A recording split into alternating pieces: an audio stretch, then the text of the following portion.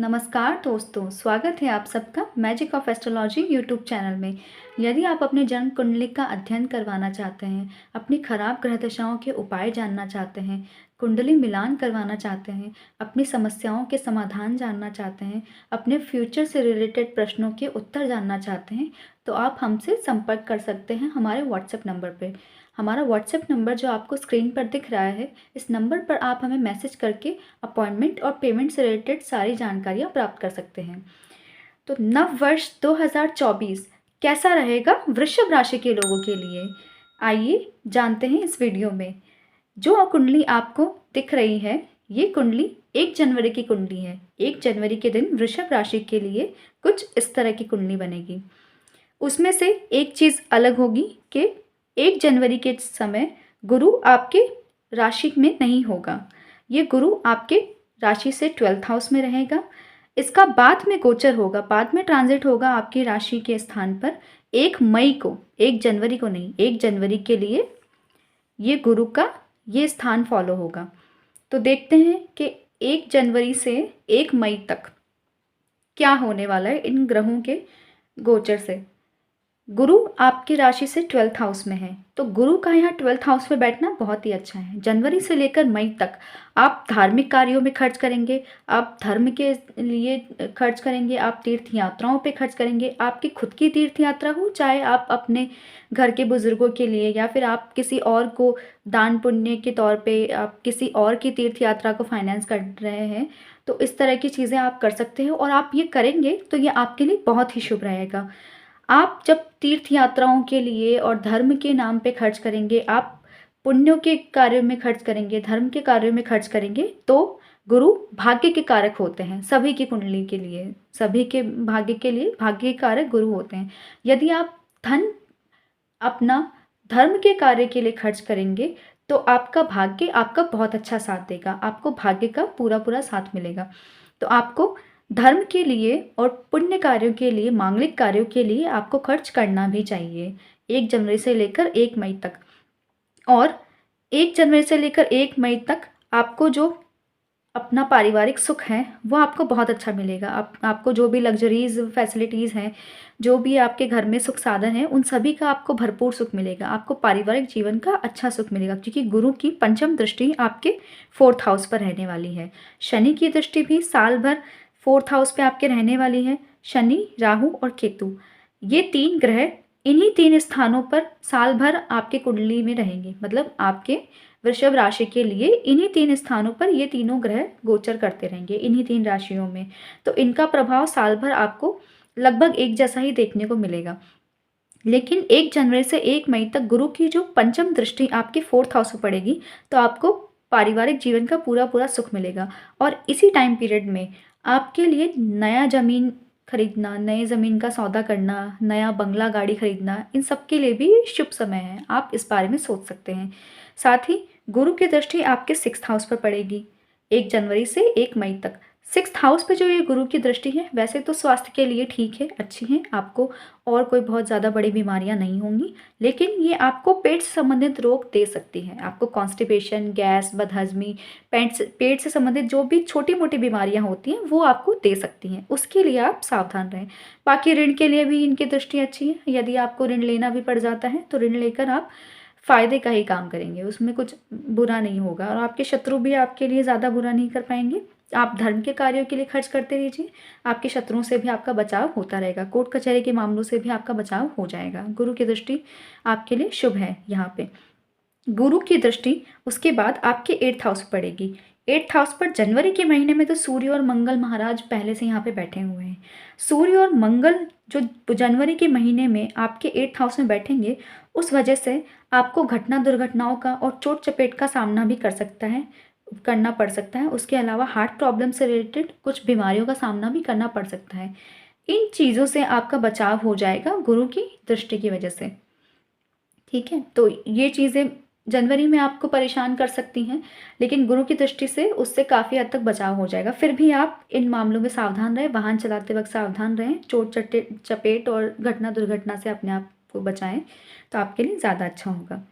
अब आ जाते हैं कि जब गुरु यहाँ आ जाएंगे 1 मई को, तब गुरु आप ही की राशि में बैठे होंगे, तो ये आपके लिए बहुत ज़्यादा शुभ होगा। आपको मान सम्मान, पद प्रतिष्ठा की प्राप्ति होगी।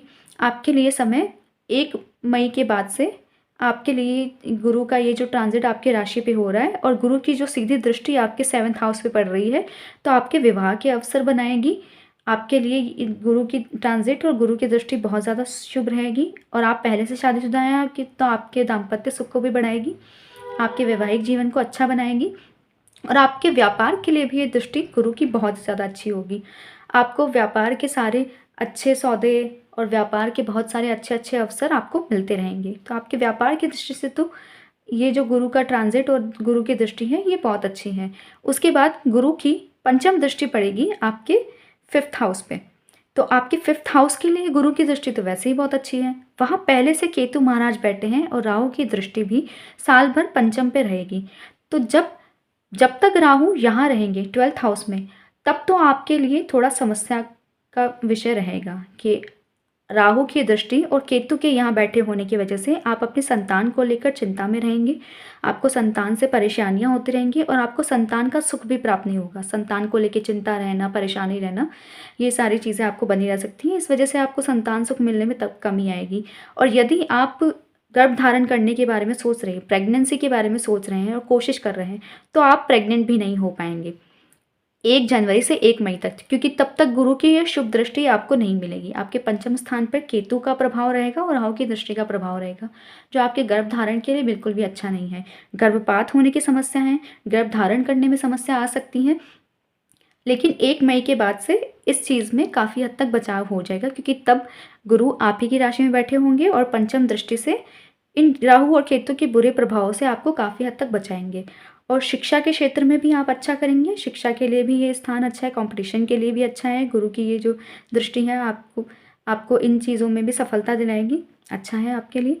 फिर जो गुरु की सप्तम दृष्टि आपके 7th हाउस से पड़ेगी, तो मैंने बता ही दिया, आपका दाम्पत्य जीवन अच्छा चलेगा, आपको वैवाहिक सुख मिलेगा। और आपका यदि विवाह नहीं हुआ है तो 1 मई के बाद से आपका विवाह होने का योग बन रहा है। 1 मई से लेकर फिर दिसंबर तक आपके विवाह के योग बन रहे हैं गुरु की दृष्टि की वजह से।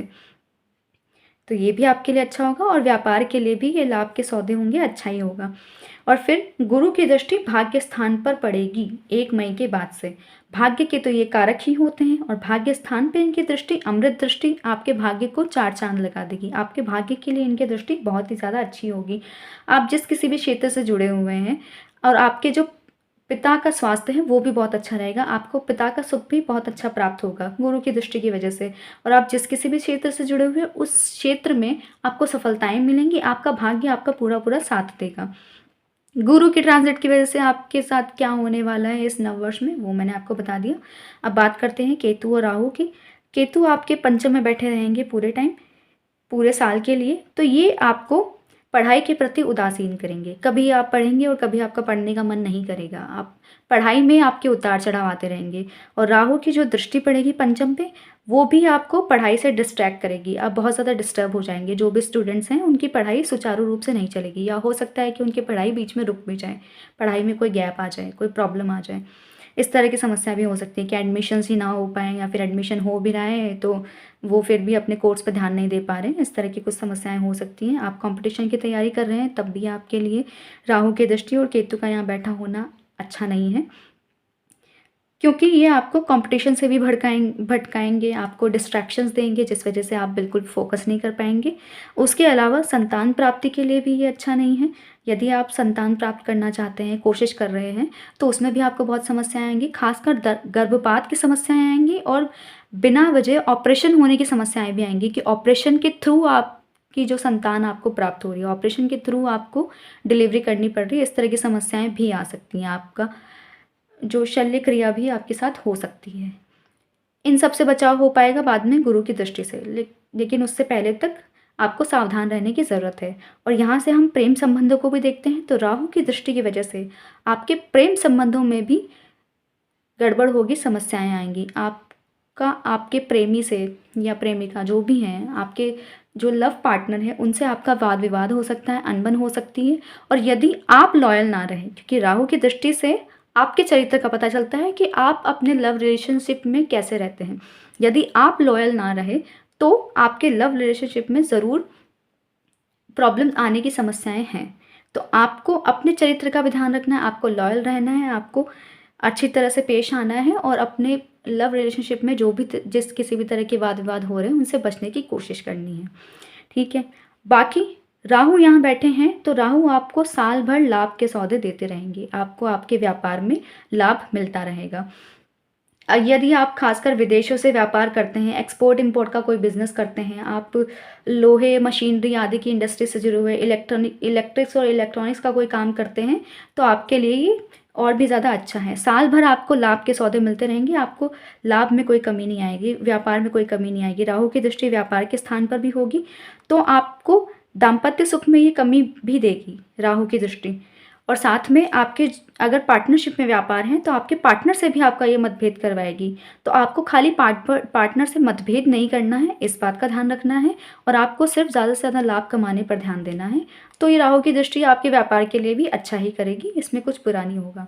अब आ जाते हैं शनि महाराज पे। शनि देव आपकी कुंडली के 10th हाउस में बैठे हैं, जो उनकी मूल त्रिकोण राशि है कुंभ राशि, वहाँ पर बैठकर वो आपके लिए पूरे साल शश महापुरुष योग बना रहे हैं। ये कुछ छोटा मोटा योग नहीं है दोस्तों, ये बहुत ही अच्छा योग है।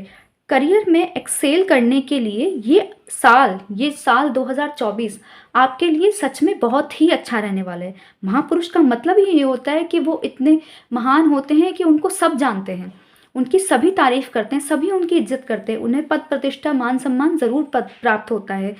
तो ये आपके लिए बहुत ही अच्छा समय है। और जो लोग पॉलिटिक्स से जुड़े हुए हैं उनके लिए भी ये राजयोग बहुत अच्छा जाने वाला है। यदि आप वृषभ राशि से हैं तो आपके 10th हाउस में बनने वाला ये शश महापुरुष राजयोग आपको पॉलिटिक्स में भी हर तरह की सफलताएं दिलवाएगा, आपकी सारी योजनाओं को ये पूरा करने में आपकी पूरी मदद करेगा।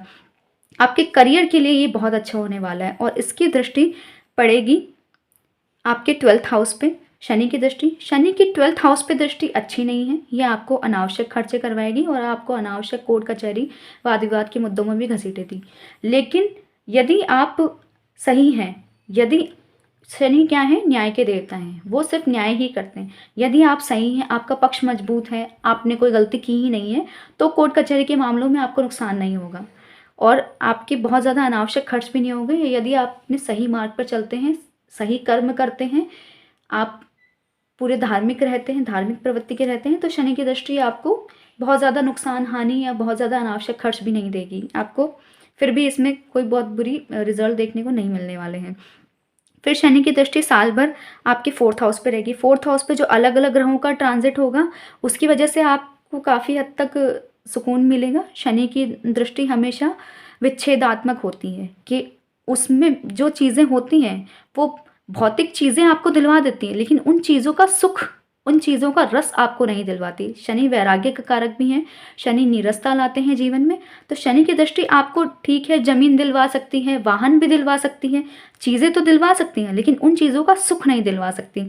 तो शनि की दृष्टि विच्छेदात्मक होने की वजह से जब तक गुरु यहाँ रहेंगे 12th हाउस पे, तब तक तो शनि की इस दृष्टि से आपका बचाव हो जाएगा। लेकिन जब गुरु आपकी ही राशि में आ जाएंगे और गुरु महाराज की दृष्टि आपके 4th हाउस में नहीं पड़ेगी, तो 1 मई के बाद से शनि की दृष्टि मुख्य तौर पे आपके 4th हाउस पे काम करेगी। तो आपको ज़मीन, जायदाद, वाहन, ये सारी चीज़ें तो मिल जाएंगी, लेकिन इनका सुख मिलने में काफ़ी हद तक कमी आएगी।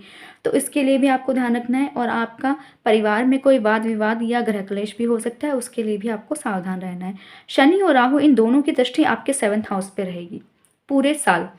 इन दोनों की दृष्टि रहने की वजह से ये होगा कि आपके दाम्पत्य सुख में बहुत कमी आएगी।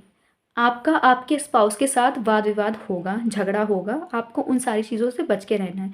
इस स्थिति में बचाव हो जाएगा गुरु की दृष्टि से। 1 मई से जब गुरु आपकी राशि पे आएंगे तब इस स्थिति में बचाव भी हो जाएगा, लेकिन उससे पहले तक आपको सावधान रहना है। और दूसरी चीज़, यहाँ से पार्टनरशिप भी देखा जाता है, पार्टनरशिप में होने वाले व्यापार देखे जाते हैं। तो आपके जितने भी बिजनेस पार्टनरशिप्स हैं उनमें भी वाद विवाद और झगड़े होने की संभावना है, शनि और राहु दोनों की दृष्टि इस स्थान पर होने की वजह से। उसमें आपको सावधान रहना है, वाद विवाद अनबन होने से बचनी है, सामंजस्य बना के रहना है और आपको केवल अपना पूरा पूरा फोकस जो है केवल लाभ कमाने पर, लाभ के सौदे बनाने पर रहना है। शनि 10th हाउस में आपको लाभ ज़रूर देंगे, राहु 12th हाउस में आपको लाभ ज़रूर देंगे। आपके व्यापार के लिए ये अच्छे होंगे, बस आपके पार्टनरशिप के लिए अच्छे नहीं होंगे। तो उस मामले में आपको सावधान रहना है कि आपको अपने पार्टनरशिप में किसी भी तरह की अनबन आने नहीं देनी है, बस इतना आपको ध्यान रखना है। अब पहले महीने में, जनवरी के महीने में शुक्र और बुध महाराज दोनों एक साथ आपके 7th हाउस में रहेंगे, आपके राशि से 7th हाउस में रहेंगे। तो ये आपके दाम्पत्य सुख के लिए अच्छा है। शुक्र अकेले होते तो इस सुख में हानि हो जाती, लेकिन शुक्र के साथ बुध महाराज भी हैं, तो आपके दाम्पत्य सुख के लिए ये स्थिति अच्छी है। और शुक्र की दृष्टि आपके राशि पे पड़ेगी, आपके लग्न पे पड़ेगी। तो शुक्र की खुद की ही राशि पे ये जो दृष्टि है, ये बहुत ही शुभ दृष्टि है। ये आपको मान सम्मान दिलाएगी, और आप फिल्म जगत, कला के क्षेत्र से, म्यूजिक इंडस्ट्री से अगर जुड़े हुए हैं तो आपको अच्छा खासा मान सम्मान और अच्छी खासी नेम फेम ये दिलवाएगी। शुक्र की ये दृष्टि आपके लिए अच्छी होगी। फिर फरवरी के महीने में शुक्र यहाँ आ जाएंगे। जनवरी के महीने में सूर्य और मंगल दोनों आपके 8th हाउस पे भी रहेंगे, तो आपको चोट चपेट, घटना दुर्घटना जैसी समस्याएं हो सकती हैं, हार्ट प्रॉब्लम्स, हार्ट डिजीजेस हो सकती हैं, उसके लिए आप थोड़ा सावधान रहें। हालांकि गुरु की दृष्टि से थोड़ा बचाव होगा, लेकिन फिर भी आप सावधान रहें, अपने स्वास्थ्य के प्रति सचेत रहें। उसके बाद फरवरी में जब शुक्र यहाँ पे आ जाएंगे, तब भी आपको अपने स्वास्थ्य के लिए सचेत रहना है, क्योंकि शुक्र के साथ फिर सूर्य और मंगल दोनों भी यहाँ पे हैं, और आपके पिता के साथ भी आपके मतभेद और अनबन हो सकती है, उसके लिए भी आप सावधान रहें। फिर मार्च के महीने में शुक्र यहाँ आ जाएंगे, और शुक्र के साथ साथ मंगल भी यहाँ पर अपनी उच्च राशि में विराजमान रहेंगे। मार्च के महीने में भाग्य स्थान पे शुक्र और मंगल की युति आपके लिए बहुत ही शुभ है। आप अगर फिल्म इंडस्ट्री से जुड़े हुए हैं, टीवी इंडस्ट्री से जुड़े हुए हैं, कला के क्षेत्र से जुड़े हुए हैं, संगीत से जुड़े हुए हैं, म्यूजिकल इंस्ट्रूमेंट के व्यापार से या उनसे जुड़े हुए हैं किसी भी रूप में, आप सौंदर्य प्रसाधन के बिजनेस से जुड़े हुए हैं, आप स्त्रियों से संबंधित किसी भी तरह के बिजनेस से जुड़े हुए हैं, जैसे कि स्त्रियों के लिए ज्वेलरी बनाना, हीरे मोती जवाहरात का काम करना, स्त्रियों के सौंदर्य प्रसाधन, कॉस्मेटिक्स बनाना, या फिर ब्यूटी प्रोडक्ट्स या ब्यूटिशियन का काम करना, इन सब तरह के व्यापार से यदि आप जुड़े हुए हैं तो आपका भाग्य आपका पूरा पूरा साथ देगा। आपके भाग्य स्थान पे आपके राशि के स्वामी खुद होंगे, और उनके साथ उच्च अवस्था में मंगल महाराज भी बैठे होंगे। ये दोनों ही आपके भाग्य को बहुत अच्छा पुश देंगे, आपके भाग्य को बहुत बढ़ाएंगे, और आपके पिता के स्वास्थ्य के लिए और पिता से मिलने वाले सुखों के लिए भी स्थिति अच्छी रहेगी। उसके बाद अप्रैल में शुक्र यहाँ आ जाएंगे शनि के साथ। तो शनि और शुक्र का एक साथ 10th हाउस में बैठना इतना बुरा नहीं है, ठीक है, करियर के हिसाब से तो ठीक है, और इन दोनों की ही दृष्टि आपके 4th हाउस से पड़ेगी। तो शुक्र की दृष्टि की वजह से 4th हाउस में जो आपको शनि की जो विच्छेदात्मक दृष्टि देखने को मिल रही थी, जो विच्छेदात्मक प्रभाव देखने को मिल रहे थे, उनसे बचाव हो जाएगा शुक्र की दृष्टि की वजह से, तो ये भी अच्छा हो गया। अब आते हैं यहाँ पे मई के महीने में शुक्र और राहु दोनों आपके 11th हाउस में रहेंगे। तो ये आय के लिए तो ये फिर भी अच्छा है, बिजनेस के लिए फिर भी अच्छा है। मैंने आपको पहले भी बताया था, इलेक्ट्रॉनिक्स, इंटरनेट, कंप्यूटर से जुड़े हुए यदि आपके बिजनेस हैं, एक्सपोर्ट इंपोर्ट के बिजनेस हैं, आपके विदेशों से लाभ प्राप्त करने वाले कोई बिजनेस हैं, उन सभी में आपको सफलता मिलेगी। और या फिर फिल्म जगत से या सौंदर्य प्रसाधनों से, इन सब से जुड़े हुए यदि आपके बिजनेस है, तो उन सब में भी आपको बहुत अच्छी सफलता मिलेगी, उन सब में आपको लाभ प्राप्त होगा, इसमें कोई समस्या वाली बात नहीं है। लेकिन आपको हेल्थ इश्यूज हो सकते हैं, क्योंकि आपके जो राशि के स्वामी हैं शुक्र, वो राहु से पीड़ित हो जाएंगे। हालांकि शुक्र अपनी उच्च राशि में बैठे होंगे और आपके लाभ स्थान पे बैठे होंगे, तो वैसे तो ये अच्छा होगा, आपको लाभ दिलाने के मामले में तो ये अच्छा होगा, और आपके व्यापार के लिए भी ये अच्छा होगा, आपकी शिक्षा के लिए भी ठीक होगा, आपकी प्रेगनेंसी और प्रेम संबंधों, इन तरह की चीज़ों के लिए भी शुक्र की ये दृष्टि ठीक रहेगी। लेकिन शुक्र खुद राहु के संपर्क में आने की वजह से, राहु से युद्ध होने की वजह से ये थोड़े से पीड़ित हो जाएंगे, तो आपको हेल्थ इश्यूज दे सकते हैं। तो आप अपनी हेल्थ के प्रति सचेत रहें, सावधान रहें। उसके बाद जून में शुक्र यहाँ आ जाएंगे।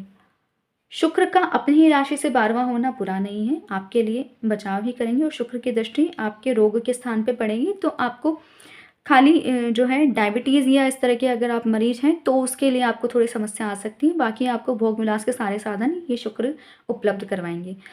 उस फिर जून के महीने में गुरु और शुक्र एक साथ आपकी राशि में ही आ जाएंगे। तो इससे ये होगा कि जून के महीने में आपको बिजनेस के लिए तो अच्छा लाभ मिलेगा, बिजनेस में इन दोनों ही शुभ ग्रहों की दृष्टि आपके लिए बहुत अच्छी रहेगी। लेकिन और दाम्पत्य सुख में भी आपके लिए अच्छी रहेगी। लेकिन विवाह शादी जैसे मांगलिक कार्य इस समय आप नहीं कर सकते, क्योंकि तारा डूबा हुआ रहेगा, तो विवाह शादी जैसे कार्य नहीं हो सकते हैं। इसलिए आपको इस 1 महीने के लिए तो विवाह शादी जैसे संबंधों को पक्का करने में या विवाह शादी करने में आपको बचना चाहिए। 3rd हाउस और 4th हाउस में भी शुक्र का जो ट्रांजिट रहेगा वो अच्छा रहेगा। अब विशेष लाभ की बात करते हैं अगस्त के महीने में, और विशेषकर 15-16 अगस्त के टाइम शुक्र बुध के साथ आपके 4th हाउस में होंगे। शुक्र महाराज बुध के साथ आपके 4th हाउस में रहेंगे, आपकी राशि से 4th हाउस में रहेंगे। तो 4th हाउस में शुक्र कारक होते हैं और बुध भी 4th हाउस के लिए कारक होते हैं। ये समय खासकर 15-16 अगस्त के बाद ये समय विशेष लाभकारी है। यदि आपको बहुत बड़ा बंगला, गाड़ी और बहुत अच्छी ज़मीनें या बहुत अच्छा कोई ज़मीन का सौदा करना है, बहुत अच्छा खूबसूरत कोई बड़ा सा बंगला खरीदना है, तो ये समय आपके लिए शुभकारी है। यदि आप खरीदना चाहते हैं खुद का मकान, खुद का बंगला, खुद की गाड़ी, तो ये सारी चीज़ें आप इस महीने में, अगस्त के महीने में खरीद सकते हैं। ये आपके लिए बहुत अच्छा होगा। लेकिन इस समय सूर्य महाराज भी यहाँ आ जाएंगे और सूर्य और शनि एक दूसरे के आमने सामने हो जाएंगे, तो ये समय थोड़ा अच्छा नहीं रहेगा। पिता पुत्र के बीच में अनबन और मतभेद हो सकते हैं। शुक्र और बुध की जो दृष्टि आपके 10th हाउस में पड़ेगी, तो आपको करियर के लिए भी ये अच्छा समय होगा। इस समय का आप पूरा पूरा लाभ उठाएं। उसके बाद में शुक्र यहाँ आ जाएंगे सितंबर के महीने में। सितंबर के महीने में शुक्र 5th हाउस में आ जाएंगे। तो अब कुछ लोग ये सोच सकते हैं कि 5th हाउस में तो शुक्र अच्छे होते हैं, शुक्र तो संतान के कारक ही हैं। लेकिन ये राशि आप देखिए, ये जो 6 नंबर की राशि है, ये शुक्र की नीच की राशि है। तो शुक्र अपनी नीच की राशि में होने की वजह से ये आपको संतान के सुख में भी कमी लाएंगे, ये आपकी शिक्षा में भी प्रॉब्लम लाएंगे। ये आपके लिए शुक्र की ये जो स्थिति है सितंबर के महीने में, ये अच्छी नहीं रहने वाली है। तो इस विषय में आप सावधान रहें। जो शुक्र की दृष्टि पड़ेगी आपके आय के स्थान पे, तो वो शुक्र की दृष्टि आपके आय के स्थान में भी कोई खास फायदा नहीं करने वाली है। लेकिन वहाँ पहले से राहु महाराज बैठे हुए हैं, तो आपको आय के और लाभ के सौदे तो मिलते ही रहेंगे, उसमें कोई समस्या नहीं है। उसके बाद शुक्र आ जाएंगे यहाँ पर अक्टूबर के महीने में, और अक्टूबर के महीने में जो मंगल महाराज रहने वाले हैं, वो मंगल यहाँ नीच के हो जाने वाले हैं। तो नीच का मंगल लगभग सभी राशियों के लिए समस्या खड़ी करने वाला है। हालांकि ये आपके पराक्रम स्थान में है, तो जब आप पराक्रम ही नहीं कर पाएंगे, और काल पुरुष की कुंडली के हिसाब से जो शुक्र का ये जो स्थान है 6th हाउस, ये शुक्र के लिए नीच का स्थान होता है काल पुरुष की कुंडली के हिसाब से। तो आपके राशि के स्वामी भी यदि नीच के हो गए एक तरह से, और आपके मंगल भी नीच के हो गए, तो आप जोश नहीं दिखा पाएंगे अपना, आप पराक्रम नहीं कर पाएंगे, आप बहुत ज़्यादा मेहनत नहीं कर पाएंगे। तो अक्टूबर के महीने के बाद से मंगल अक्टूबर और नवंबर के महीने में नीच के रहेंगे, तो वो भी आपके लिए अच्छा नहीं होगा। और शुक्र भी अक्टूबर के महीने में अपनी नीच की अवस्था में रहेंगे, तो वो भी आपके लिए ज़्यादा अच्छा नहीं होगा। और हेल्थ इश्यूज़ आपको विशेषकर आ सकते हैं, कोर्ट कचहरी के चक्कर लगाने पड़ सकते हैं, इस विषय में आप सावधान रहें। उसके बाद शुक्र फिर से यहाँ पे आ जाएंगे नवंबर के महीने में। नवंबर के महीने में गुरु और शुक्र एक दूसरे के आमने सामने होंगे, और मंगल नवंबर में भी अपनी नीच राशि में ही रहेंगे। इस वजह से आपको वैवाहिक जीवन में प्रॉब्लम्स आ सकती हैं। गुरु और शुक्र एक दूसरे के शत्रु होते हैं, एक दूसरे के आमने सामने बैठे हैं फिर से। पहले जब जनवरी के महीने में शुक्र और बुध यहाँ पे बैठे हुए थे, तब गुरु 12th हाउस में थे, एक दूसरे के आमने सामने नहीं थे। लेकिन अब जब गुरु और शुक्र एक दूसरे के आमने सामने हो जाएंगे और साथ में मंगल भी नीच के हो जाएंगे, तो वैवाहिक जीवन में समस्या आ सकती है। वैवाहिक जीवन का सुख आपको बहुत कम देखने को मिलेगा, वाद विवाद हो सकता है, इसलिए आप सावधान रहें। लेकिन व्यापार के लिए अच्छा है, गुरु की दृष्टि भी अच्छी है, और शुक्र का अपने राशि से व्यापार के स्थान पर बैठना भी शुभ है। तो इस मामले में कोई समस्या है नहीं। 17 नवंबर से आपका सूर्य भी नीच का हो जाएगा। तो जब सूर्य नीच का हो जाएगा, सूर्य नीच का होता है 7 नंबर की राशि में, तो 17 नवंबर के बाद से सूर्य यहाँ ट्रांजिट करेंगे। तो सूर्य का नीच का हो जाने की वजह से आपके पिताजी को हेल्थ इश्यूज आ सकते हैं। यहाँ पर बैठे होने की वजह से आपके जो स्पाउस हैं उनको भी हेल्थ इश्यूज आ सकते हैं। अब शुक्र और गुरु एक दूसरे के जो शत्रु हैं, तो ये शत्रु दृष्टि आपस में परस्पर बन जाने की वजह से आपके स्पाउस को भी हेल्थ इश्यूज़ आ सकते हैं और आपके पिता को भी हेल्थ इश्यूज़ आ सकते हैं। तो नवंबर के महीने में आप खासा सावधान रहें इस विषय में। दिसंबर के महीने में फिर से शुक्र यहाँ आ जाएंगे, तो 8th हाउस में भी शुक्र बहुत अच्छे नहीं होते हैं। हाँ, आपको रहस्यमय ज्ञान के प्रति तो ये आपको फ़ायदा ही करेंगे। जो आप रिसर्च फील्ड से जुड़े हुए हैं और जो गुप्त ज्ञान के लिए जो पढ़ाई कर रहे हैं, जो ज्योतिष के फील्ड में पढ़ाई कर रहे हैं, उनके लिए तो ये शुक्र की ये स्थिति अच्छी है। जो तंत्र मंत्र सीख रहे हैं उन सबके लिए शुक्र की ये स्थिति जो है अच्छी है। लेकिन शुक्र का 8th हाउस में बैठने की वजह से आपको फिर से हार्ट प्रॉब्लम्स हो सकती हैं, और डायबिटीज़ अगर आपको पहले से है तो आपकी जो ब्लड शुगर लेवल है वो उतार चढ़ाव उसमें हो सकता है। उस मामले में आप सावधान रहें। तो वृषभ राशि के लिए ये पूरा साल कैसा कैसा जाने वाला है वो मैंने आपको बता दिया। वृषभ राशि को पूरे ही साल लाभ के सौदे मिलने वाले हैं। आप फिल्म इंडस्ट्री से और आप सौंदर्य प्रसाधनों के व्यापार से जुड़े हुए हैं, आप एक्सपोर्ट इम्पोर्ट के बिजनेस से जुड़े हुए, विदेशों की लाभ प्राप्त करने वाले किसी बिजनेस से जुड़े हुए हैं, तो लाभ तो आपको पूरे साल बहुत अच्छा मिलेगा। और शश महापुरुष योग आपके लिए पूरे साल काम करेगा। आप किसी भी करियर में हो, किसी भी फील्ड में हो, चाहे प्राइवेट जॉब में हो, चाहे सरकारी नौकरी में हो, चाहे खुद का बिजनेस करते हो, शश महापुरुष योग तो आपको पूरा पूरा साथ देगा। लाभ आपको बहुत अच्छा मिलेगा, बिजनेस आपको बहुत अच्छा मिलेगा, बिजनेस अपॉर्चुनिटीज़ बहुत अच्छी मिलेंगी। दाम्पत्य जीवन कभी अच्छा कभी बुरा, उतार चढ़ाव वाला बना रहेगा।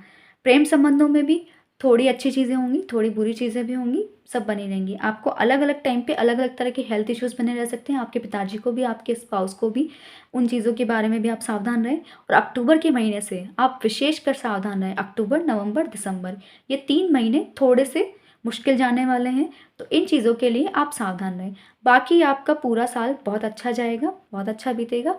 आपका ये नववर्ष कल्याणकारी हो, मंगलमय हो, आपकी सारी इच्छाएं मनोकामनाएं पूरी हों। इसी शुभेच्छा के साथ नमस्ते।